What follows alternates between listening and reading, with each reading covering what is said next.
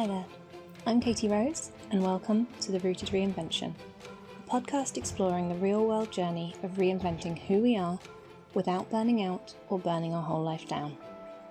I teach people how to make lasting change by melding my Masters of Neuroscience and my Cognitive Therapy qualification with common self-help tools, spiritual concepts, and my personal experience.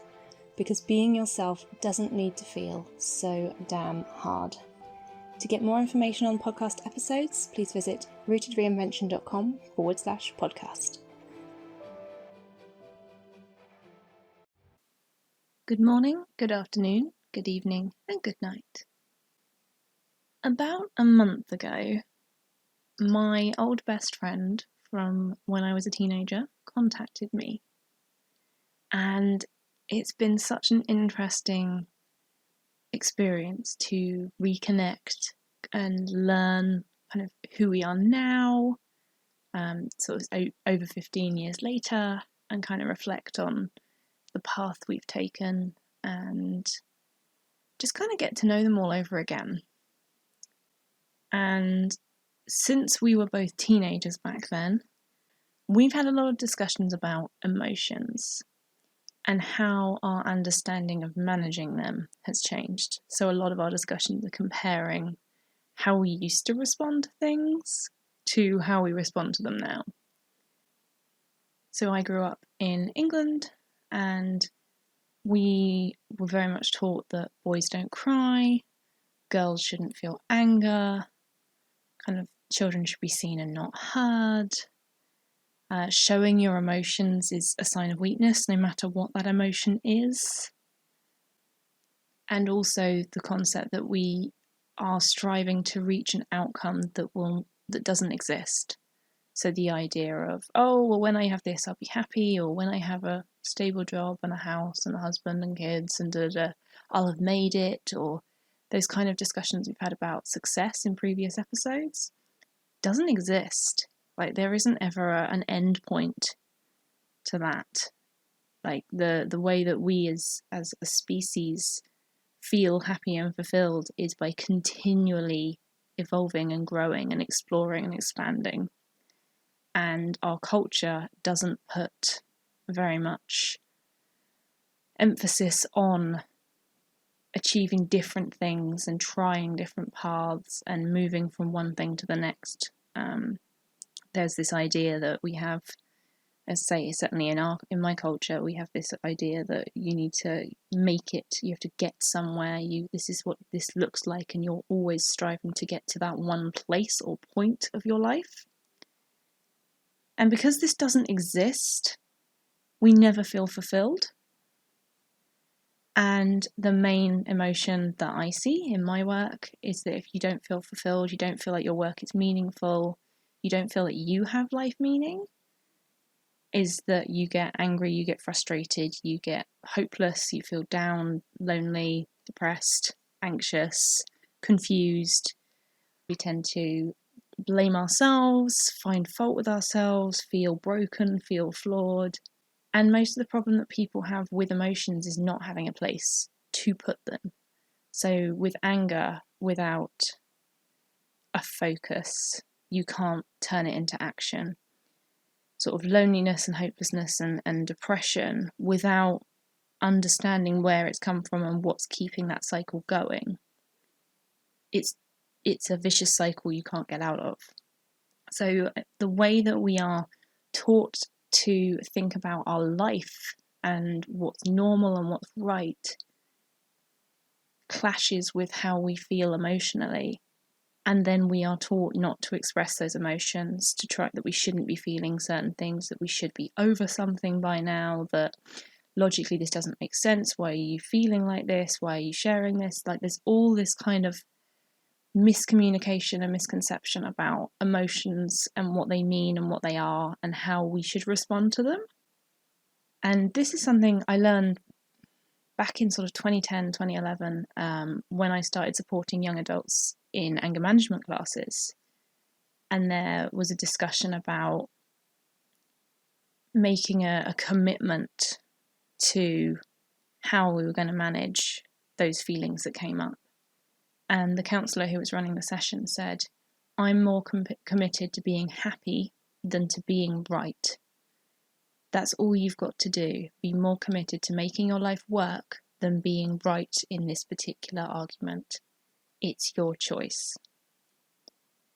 And I really took that on board, that idea that actually emotions are a thing we all experience. They are something that we all need to experience. Emotions have a massive part to play in who we are as human beings, as a species, as individuals. And yet there's a separation between feeling the emotion and what we do with the emotion, and making that choice and that commitment about, well, what do I value most highly? And this was, I think, very useful for the 16, 17, 18-year-olds, who, some of which were under youth offending programs and stuff, and that's why they'd come to our sessions. And some of them had come through their own volition. They'd realised that what they were doing wasn't working for them, and they wanted some support to help manage them. And again, these are things we're not taught. I'm so angry that we're not taught in school how to actually listen to our thoughts and take control over how we feel and what we do. But I was going to say that's another episode, but it's more like 50 episodes. We'll get there. And I guess one of the things that I've just been thinking about in the last month, since this friend contacted me and we've been having these sort of reminiscent discussions of how we acted as teenagers and how emotions have changed and what emotions haven't changed, there's just this sense of reflection from me. I work in the mental health field in my day job, and the way that we talk about emotions at work, the way that sort of patients talk about their emotions, I'm just really noticing in myself this wider reflection, this broader understanding that the way that we think of emotions, the way we feel them, the way that we understand what emotions are and why they exist and how they work, like, we still don't know so much, but we've also got to undo the conditioning of whatever your culture has taught you in terms of what's allowed and what's not, what's normal and what's not. And we would never expect someone who has never been taught to play the piano to suddenly be able to read sheet music and play a piece of Beethoven. Like, we would never expect that. And yet what we do is we, as human beings, put children who then grow up into adults in front of a piano full of emotions, and then the moment that they can't cope with it and they get frustrated and they don't know what to do with it, even though they've never been taught how to handle their big feelings, we shut them down and we tell them they need to stop that, and we encourage suppression of how people feel. Certainly in British culture, there's that sense of being very polite and not making a fuss and not bothering anybody. And yet we also know from the research and from certainly the sort of therapy side of things and understanding mental health is that the way to manage an emotion is that you have to feel it fully. You have to let the emotion come and then go. Like, if you don't let the emotion out from that kind of subconscious, unconscious space into the consciousness, into that moment, if you sort of keep suppressing it, it won't ever leave. Whereas if you just let that emotion move through you and experience it, it will then dissipate. Like, once that potential energy has been released, then it's released. It's not there anymore. You don't have to kind of hold on to it. But again, we're taught that, the ways that we want to release things, the ways that we would normally naturally as children or before we're conditioned express these things, we're told is wrong. So with anger, you mustn't hit, you mustn't shout, you mustn't scream, you mustn't call people names, you mustn't do all of these different things that are natural responses to feeling anger. Or if you're feeling sad about something, even if it's something that's really understandable even within culture. So when someone passes away, we understand that grief is part of that process and that the person is likely to feel tearful, they're likely to be thinking of the memories, they're going to be crying. There's all these kind of things that even on a culturally understood level, we know that this is part of the process. And yet the number of times I've heard, oh, aren't you over that yet? Or, oh, that was weeks ago now, or you should have moved on by now. The amount of, I want to say frustration and hurt and anger I feel at how we treat emotions is again a separate podcast, but it's going to come through here. But there's just that understanding, or that lack of understanding, that even with things which we all experience, we all know, we all understand that there are processes for, we are not allowed to experience that full process. We're not allowed to take the time for that. We're not meant to be feeling our emotions and talking about them, expressing them, or taking any longer than necessary. Like, there's all this logical, practical efficiency around things, and emotions aren't logical. Emotions aren't efficient. And I say this as someone who prides myself on my organisational skills and my practicality, which is probably why I struggle with my emotions so much as a teenager as well. So today I just wanted to talk a little bit about those kind of observations, and also leave you with that question of, how are you feeling, and what do you do with those emotions? Like, when you're struggling, when things are hard, what do you do about those things? Do you have someone that you talk to? Do you write in a journal? Do you drink your feelings away? Do you eat your feelings? I'm good at that one as well. Like, how are you as a human being? How are you feeling about life? How are you feeling your emotions? How are you experiencing everything?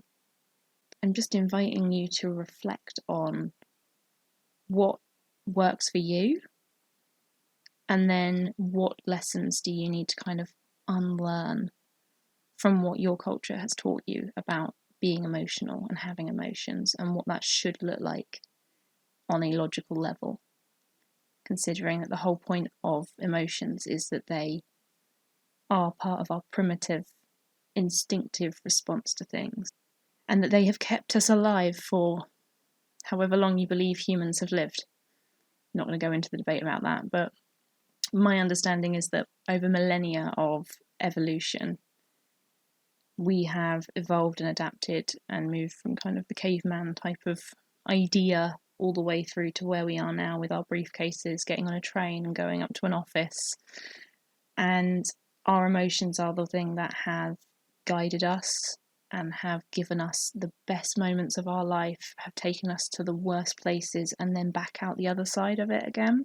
We are emotional beings.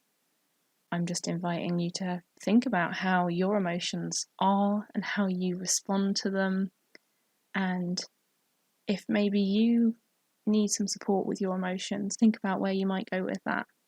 So as I say, there's always sort of therapy. I think that everyone could benefit from doing a bit of counselling at some point in their life. I think that it's really useful just for self-reflection and knowing yourself. But even just writing in a journal, talking to your friends, writing on online forums, whatever it is that will kind of give you a bit of space to reflect on where you're at and what you do and how you feel, and what works for you in terms of managing that, because that's the only way we're going to improve our general understanding of mental health, and we're all going to feel better, is if we actually let ourselves feel in the first place. And for those of you who are interested in my thoughts even further than I've talked about today, I am going to link an article in the show notes. I do want to provide a very clear trigger warning that it's an article I wrote when I read a story about a GP who had taken their own life. So it does discuss all of the kind of things around depression, emotional management, suicide, stigma, and that kind of thing. But again, I think it brought up all this stuff for me. And I feel like that was only about a month ago when I read that and wrote that. So just some slightly deeper and a bit more ranty thoughts about how we deal with our emotions and how we express them, what our society and culture expects of us when we're dealing with difficult things. So if you are interested in that, I will pop a link in the show notes, which you can find at rootedreinvention.com/podcast. I hope that you're all well, and I will see you again next week. Bye. Thanks for listening, and as always, you can find out more at rootedreinvention.com. Take care, remember you are more capable than you often realise, and I'll see you next time. Bye!